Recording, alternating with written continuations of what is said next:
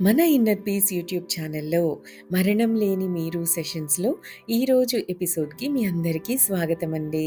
మనం లాస్ట్ ఎపిసోడ్స్లో Akashic records గురించి చాలా అద్భుతంగా తెలుసుకున్నాం కదా. అయితే ఈరోజు ఆత్మ సంయమనం గురించి కొంచెం మాట్లాడుకుందాం. అయితే త్వరలోనే టెలిపతి గురించి, యోగ దృష్టి గురించి, సైకోమెట్రీ అంటే స్పర్శ, టచ్ ద్వారా దాని యొక్క పూర్వోత్తరాలను తెలుసుకోవడం అనమాట. సో, ఈ సైకోమెట్రీ గురించి మనం అధ్యయనం చేయడానికి ట్రై చేద్దాం. కానీ ప్రస్తుతానికి కాస్త పక్కదారిలోకి వెళ్ళి ఒక విషయాన్ని చర్చించుకోవాలి. దానికి నాకు మీ పర్మిషన్ కావాలి అని అంటున్నారు రాంప. అయితే మనం ఎప్పుడు చెబుతున్న విషయాల నుంచి దూరంగా వెళ్ళిపోతా ఉంటాము అని మీకు అనిపిస్తూ ఉండవచ్చు కదా. కానీ రాంప ఇలా పూర్వకంగానే అలా చేస్తున్నారు. మనం చెప్పదలుచుకున్న విషయాలేమిటో, మనకు రాంప చెప్పదలుచుకున్న విషయాలన్నీ ఆయనకి బాగా తెలుసు. కానీ మనల్ని, మన ప్రజ్ఞను పక్కకి లాగి మరో ఇతర అన్య విషయాల చర్చ సాగించడం ద్వారా మన పునాదులే గట్టిపడి మనకి మేలు కలుగుతుంది అని రాంప నమ్మకం అన్నమాట. అయితే ఇప్పుడు మనకు స్పష్టంగా రాంప చెప్పేదేమిటి అంటే, ఇప్పుడు టెలిపతి, యోగ దృష్టి, సైకోమెట్రీ ఈ విద్యలన్నీ నేర్చుకోవాలని అనుకునేవారు ఆ ప్రయత్నాన్ని నిదానంగా చెయ్యాలి అని. ఒక స్థాయి తరువాత మనం అభివృద్ధిని బలవంతపు పద్ధతి వలన పొందలేము.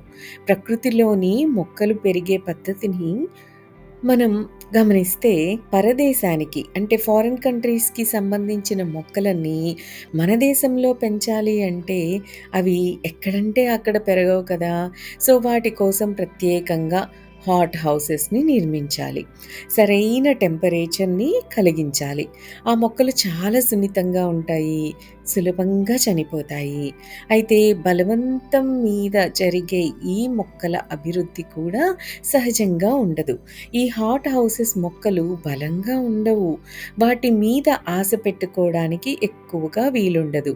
ఎక్కడెక్కడి జబ్బులో వాటికి వస్తూ ఉంటాయి, పాలిపోతూ ఉంటాయి. మనకు చక్కటి టెలిపతి విద్య రావాలి అని రాంప యొక్క కోరిక. అదేవిధంగా మనకు యోగ విద్య అవ్వాలి అని రాంప కోరుకుంటున్నారు. ఒక సముద్రపు ఒడ్డు నుంచి బహుశా ఒక గులకరాయిని తీసి చేత్తో పట్టుకొని ఆ రాతిని గురించిన పూర్తి జ్ఞానాన్ని గ్రహించే శక్తిని మనం పొందాలి అని రాంప కోరుకుంటున్నారు. ఓ సైకోమెట్రిస్ట్ ఈ విధంగా సముద్రం ఒడ్డులో నుంచి అప్పటి వరకు ఎవ్వరు ముట్టుకోకుండా ఉన్న ఓ రాతిని చేతిలోకి తీసుకొని అది మొదట ఎక్కడ, ఎప్పుడు, ఏ కొండ మీద, ఏ బండలో ఓ భాగంగా ఉండేదో చెప్పగలుగుతాడు. ఈ మాటలు అతిశయోక్తేం కాదు. ఎలా చెయ్యాలో తెలుసుకుంటే సులభ సాధ్యమే. కాబట్టి వీటన్నిటికీ తగిన గట్టి పునాదిని నిర్మించే ప్రయత్నాన్నే ఇప్పుడు రాంప చేయబోతున్నారు. ఎందుకు అంటే ఇసుక నేల మీద ఇంటిని స్థిరంగా నిర్మించలేం కాబట్టి. సో, మనం పునాదుల గురించి మాట్లాడుకుంటున్న సమయంలో మొట్టమొదటగా శాంతం, ప్రశాంతం అనే 2 రాళ్లను ముఖ్యమైనవిగా గుర్తించి చెరో చివర స్థిరంగా నిలబెట్టుకోవాలి. ఏమిటా 2 రాళ్ళు? శాంతం, ప్రశాంతం. టెలిపతి, యోగ దృష్టి సాధించాలి అంటే శాంతి స్వభావం, ప్రశాంతమైన మనస్సు ఉండి తీరాలి. లేకపోతే మొదటి తరగతిని కూడా మనం దాటలేం. అర్థమైందా? శాంతం, ప్రశాంతం అన్నది ఈ టెలిపతి, యోగ దృష్టి సాధించాలి అంటే ఎంత అవసరమో అన్నది. సో, మానవులు నిజానికి పరస్పర విరుద్ధాలైన స్వభావాలతో ఉంటారు. మన చుట్టూ ఓసారి గమనించి చూస్తే ఏదో మునిగిపోతున్నట్లు హడావిడి పడుతున్న, రివ్వున ఎటో కార్లలో దూసుకుపోతున్న, బస్సెక్కాలని పరుగులు పెడుతున్న జనాలను మనం చూడవచ్చు. షాపులు మూసేస్తారేమోననే కంగారుతో ఎగబడి సామాన్లు కొంటున్న జనాలని గమనించవచ్చు. మనందరం ఎప్పుడు గంటల్లాగా మోగుతూనే ఉంటాం. బుసలు కొడుతూ, ఉడికిపోతూ ఉంటాం. క్రోధంతోనో, కలతతోనో నిప్పులు చెరుగుతూ ఉంటాం. బుసలు కొడుతూ, ఉడుకుతూ ఉంటాం. ఉత్తునే మన శరీరాలు ఉడికెత్తిపోతూ ఉంటాయి. బిగదీసుకొని పోతూ ఉంటాయి. మనలో ఒత్తిళ్ళు పెరిగిపోతూ ఉంటాయి.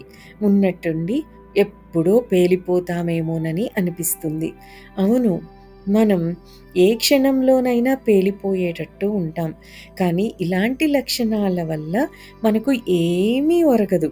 అత్యంత గోప్యమైన విద్యల పరిశోధనకు ఈ స్వభావం ఎంత మాత్రమూ సరిపడదు. ఇలాంటి అదుపులేని మస్తిష్కపు తరంగాలు బయట నుంచి వస్తున్న సంకేతాలని అందుకోనే లేవు. మన మనసు ప్రశాంతంగా ఉండి, ఓపెన్‌గా ఉంటేనే అన్ని వైపుల నుంచి, అన్ని చోట్ల నుంచి వచ్చే సంకేతాలు మనకు అంది అర్థమయ్యే పరిస్థితి నెలకొంటుంది. ఉరుములు, మెరుపులతో వర్షం పడుతున్నప్పుడెప్పుడైనా రేడియో ప్రోగ్రాములు విన్నారా? మీ ఇంటి బయట ఓ మూర్ఖుడు తన స్టార్ట్ కానని కారుతో కుస్తీ పడుతూ ఉంటే, మీ టీవీ మీద గిలగిలా కొట్టుకునే మెరుపుల్ని మీరు గమనించే ఉంటారు కదా! సో, వాతావరణంలో నుంచి వస్తున్న ఉరుము, స్థిర విద్యుత్ చప్పుళ్ళ మధ్య మీరు రేడియోని వినడం అంత ఈజీ కాదు కదా! So, short wave radio programmes వినేటప్పుడు మనకు రకరకాల గోలలు అనుభవంలోకొస్తాయి. అవునా? స్వతఃసిద్ధంగా ప్రకృతి చేసే చప్పుళ్ళు, మానవుడు సృష్టించే బీభత్సాల ఉత్పాతాన్ని రేడియోలో మనం వినవచ్చు. కార్ స్టార్ట్ చేస్తే చప్పుడు వస్తుంది. మన ఫ్రిడ్జ్‌లోని థర్మోస్టాట్‌లోని రిలేలు టకటకా కొట్టుకుంటుంటే రేడియోలో చప్పుడవుతుంది. అవునా? అబ్జర్వ్ చేశారా ఎప్పుడైనా? లేకపోతే ఏ గొడవ ఉండదనుకున్నప్పుడు రేడియో పెడితే ఇంటి బయట ఎవడో మన కాల్ బెల్ స్విచ్‌తో ఆడుకుంటూ ఉంటాడు. వీటన్నిటితో మనం వేడెక్కిపోతూ ఉంటాం. ఎంత ధ్యాస పెట్టి విన్నా రేడియోలో నుంచి వచ్చే సందేశం మనకు చేరదు. మన మనసుల్లో ఇలాగే రేగే స్థిర విద్యుత్ చప్పుళ్ళు ఆగిపోతే గానీ మనకు టెలిపతి విద్యలో అభివృద్ధి కనిపించదు. మానవుడి మెదడు పాడైపోయిన కారు బ్యాటరీ కన్నా ఎక్కువ గోలను సృష్టిస్తుంది. ఈ మాట కూడా అతిశయోక్తిగా మీకు అనిపించవచ్చు. కానీ మీ మానసిక శక్తులు కొంత వృద్ధి చెంది మీరు మనసు లగ్నం చేయడానికి ప్రయత్నిస్తున్నప్పుడు ఇప్పుడు మేము చెప్పాల్సిన మాటల కంటే తక్కువే చెప్పినట్లు మీకు అర్థమవుతుంది అంటారు రాంప. ఈ డిస్కషన్‌ని మనం ఇంకొంచెం సేపు పొడిగిద్దాం. ఎందుకంటే, మనం ఏదైనా పనిని చేయబోయే ముందు ఏం చేయాలో నిర్ణయించుకోవలసి ఉంటుంది కాబట్టి. మనం ఆ పనుల్లో వచ్చే విఘ్నాల గురించి బాగా తెలుసుకోవాలి. లేకపోతే ఆ విఘ్నాలను అధిగమించలేం కదా! సో, ఈ విషయాన్ని మరో కోణంలో నుంచి ఆలోచిద్దాం. ఓ ఖండం నుంచి మరో ఖండంలోని మనిషితో మాట్లాడాలంటే సముద్రపు కింద నుంచి చేయబడిన ఓ చక్కటి కేబుల్ వ్యవస్థ ఉండాలి. ఫర్ ఎగ్జాంపుల్ ఇంగ్లాండ్ నుంచి న్యూయార్క్ వరకు ట్రాన్స్ అట్లాంటిక్ టెలిఫోన్ లైన్ ఉంది. ఈ కేబుల్స్‌ని ఉపయోగించి మనం టెలిఫోన్‌లలో అవతల మనిషితో మాట్లాడుతూ ఉంటే మాటలు స్పష్టంగా రాకుండా కలిసిపోయి కొన్ని మాటలు అస్సలు వినపడక మనం కాస్త తికమక పడినా మొత్తానికి మాట్లాడిన మాట పూర్తిగా అర్థమవుతుంది. సో, ఇదంతా మొబైల్ టెక్నాలజీ లేనప్పుడు ఉన్న టెక్నాలజీ ఎగ్జాంపుల్ తీసుకుంటున్నామనమాట మనం. సో, దురదృష్టవశాత్తు ఇలాంటి టెలిఫోన్ వ్యవస్థ ప్రపంచం మొత్తం మీద లేదు. కొన్ని ప్రదేశాల మధ్య టెలిఫోన్ కేబుల్స్ బదులు రేడియో లింక్స్ అనబడే ఆహ్, అనూహ్యమైన ఒక వ్యవస్థ ఉంది. మన వైఫై రాకముందనమాట ఇదంతా. సో, బ్యూనోస్ ఎయిర్స్ నుండి మాంట్రియల్ వరకు ఉన్న రేడియో లింక్‌ను గమనించాలి అంటారు రాంప. ఈ భయంకర ఏర్పాటుకు టెలిఫోన్ అనే అత్యంత మర్యాదవాచక పదాన్ని వాడటానికి వీలు లేదు అంటారాయన. ఎందుకంటే దీని ద్వారా మనం ఓ విషయాన్ని విని అర్థం చేసుకోవాలంటే ఒక ఒక సహన పరీక్షలో పాల్గొన్నట్లే ఉంటుంది అంటున్నారు. మాటలు కొన్ని అర్థం కాని విధంగా కుంచించుకుపోయో, వ్యాకోచించో శబ్దాలను చేస్తాయి. బొంగురు గొంతులో, కీచు గొంతులో ఎగిరిపోతాయి. ఇప్పుడు మనకి ఇంటర్నెట్ కనెక్షన్‌లో ఏమైనా డిస్టర్బెన్స్ వచ్చినప్పుడు ఆ ప్లే అవుతున్న ఆ వీడియో సడెన్‌గా ఆగిపోవడము, లైటింగ్‌లాగా రావడము, కరెంట్ డిస్టర్బెన్స్ వచ్చినప్పుడు, అలాగే మనకి ఆ టోన్ స్లో అయిపోవడము, సిగ్నల్ సరిగ్గా లేనప్పుడు డిస్టర్బెన్స్ వచ్చి సరిగ్గా వినిపించకపోవడం అవుతూ ఉంటాయి కదా! అలా అనమాట. సో, మాటల్లో శ్రావ్యత లోపించి ఏ రోబో లాంటి యంత్రమో మాట్లాడుతున్నట్టు అనిపిస్తూ ఉంటుంది కదా! సో, మన చెవుల్లోకి ఏం వస్తుందో అర్థం చేసుకోవడానికి మన చెవుల్ని ఇంకా ఇంకా రిక్కించాల్సి వస్తుంది. ఇంతకన్నా దరిద్రమైనది మరొకటి ఉంది ఇందులో. టెలిఫోన్‌ను పట్టుకున్నంత సేపు మనం ఏదో ఒకటి వాగుతూనే ఉండాలి. మాట్లాడటానికి విషయమేమీ లేకపోయినా సరే ఆ పని చేస్తూనే ఉండాలి. లేకపోతే సర్క్యూట్ అనేది మూసుకుపోతుంది. అవి ల్యాండ్‌లైన్ ఫోన్స్‌లో అనమాట. సో, ఈ గొడవలన్నిటికీ తోడుగా ఇందాక మనం చర్చించుకున్న స్టాటిక్ చప్పుళ్ళు ఉండనే ఉన్నాయి. బయట నుంచి వచ్చే సౌండ్సు, ఇంట్లో వచ్చే సౌండ్సు, ఫ్రిడ్జ్ నుండి వచ్చే సౌండ్సు, మన వాషింగ్ మెషిన్ నుంచి వచ్చే సౌండ్సు, మన ఇంట్లో రోబో తిరుగుతుంటే ఆ రోబో నుంచి వచ్చే సౌండ్సు, ఇవన్నీ స్టాటిక్ సౌండ్స్. సో, అయనైజేషన్ చెందిన మబ్బుల వాతావరణపు పాఠాలలో వక్రీభవనాలు, పరావర్తనాలు కలిగి సంకేతాలు పాడవుతూ ఉంటాయి. ఇదంతా ఎందుకు మనం ఇక్కడ డిస్కస్ చేసుకుంటున్నామంటే, ప్రపంచంలోని అత్యంత సూక్ష్మమైన, శక్తివంతమైన పరికరాలతో మనం ప్రయత్నిస్తున్న రేడియో, టెలిఫోన్ల ద్వారా మన సంభాషణ తగలవచ్చు, తగలకపోవచ్చు అనే పద్ధతిలోనే ఉంటుంది. ఎప్పుడో తప్ప ఈ మాటలు తగలవు. అంటే రేడియో, టెలిఫోన్ల కంటే టెలిపతియే సుఖప్రదమైందని ఇక్కడ రాంపా యొక్క అనుభవం చెబుతుందనమాట.